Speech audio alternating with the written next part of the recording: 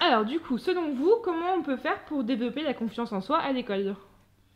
Bah, je sais pas ce que vous en pensez, mais moi je trouve que si on favorisait, si on changeait un peu la pédagogie qui est apportée aux enseignants pour qu'ils soient plus sensibilisés et mieux formés pour développer la confiance en soi de leurs élèves, ça pourrait quand même être pas mal. Ouais, moi je suis assez d'accord avec toi. Je sais que j'ai fait plusieurs voyages en Allemagne et souvent, eux, ils sont plus axés sur la parole. Du coup, ça aide les élèves à prendre la parole en public et à assumer ce qu'ils pensent. Les salles sont placées en U. Du coup, le prof a le regard sur tous les élèves.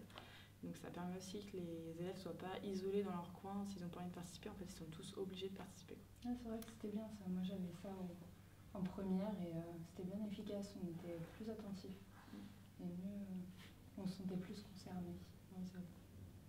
Mais aussi au niveau de la perte de confiance en soi, je trouve que le fait que les professeurs aient le réflexe de souvent envoyer les élèves dans des filières plus professionnalisantes lorsqu'ils n'ont pas forcément des bons résultats, c'est pas forcément une bonne manière d'agir parce que c'est pas forcément ce que les élèves veulent et ça peut entraîner la perte de confiance en soi. Je sais pas si vous êtes d'accord. Ouais, c'est le système de notation en fait qui serait à remettre en question aussi. Plus axé sur des lettres. Parce que c'est vrai que quand on reçoit un devoir, on a souvent le réflexe de regarder la note plutôt que les commentaires, alors qu'au final, c'est les commentaires qui sont plus constructifs. Et le fait de, je sais pas, se taper un 8 ou un truc comme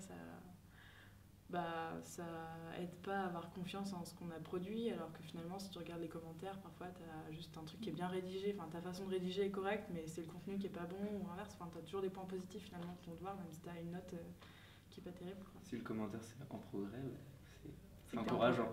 Ouais. Et puis même les profs, parfois, ils ont tendance à stigmatiser quand il y a une mauvaise note. C'est vrai qu'il faudrait qu'ils soient mieux formés.